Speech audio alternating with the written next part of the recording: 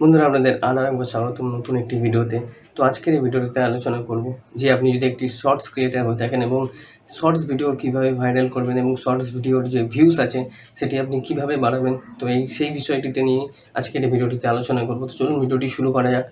আর ভিডিওটি শুরু করার আগে আপনি যদি চ্যানেলটিতে নতুন হয়ে থাকেন তো অবশ্যই চ্যানেলটি সাবস্ক্রাইব করে ভিডিওটিতে একটি লাইক এবং কমেন্ট অবশ্যই করবেন।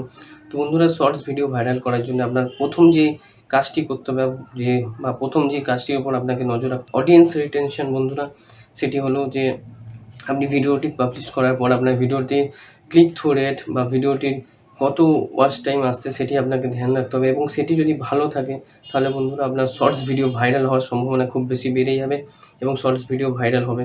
এই অডিয়েন্স রিটেনশন যদি আপনার ভালো থাকে তাহলে বন্ধুরা শর্টস ভিডিও খুব তাড়াতাড়ি এবং খুব সহজে ভাইরাল করা যায়।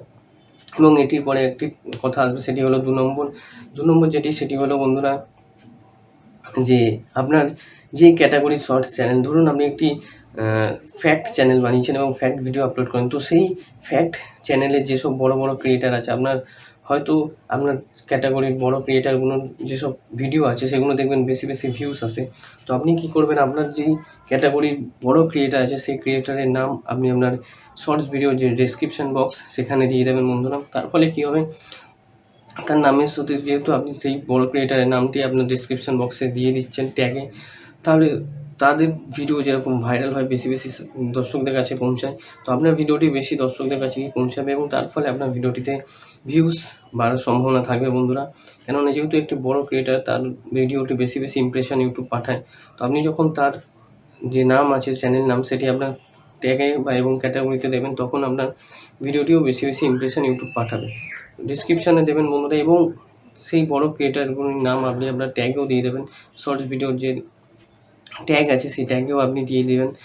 এবং এছাড়া বন্ধুরা কিছু শর্টসের ভাইরাল ট্যাগ আছে, যেই ট্যাগগুলো আপনাকে ইউজ করতেই হবে, যেমন শর্টস, তারপর ইউটিউব শর্ট এরকম টাইপের অনেকগুলো ট্যাগ আছে বন্ধুরা, যেগুলো খুব ভাইরাল, যেগুলোতে অনেক ইউজ হয় এবং অনেক বেশি ভিডিও আছে। তো আপনি সেই ট্যাগগুলো ইউজ করলে আপনার ভিডিওটি ভাইরাল হওয়ার সম্ভাবনা বেড়ে যাবে।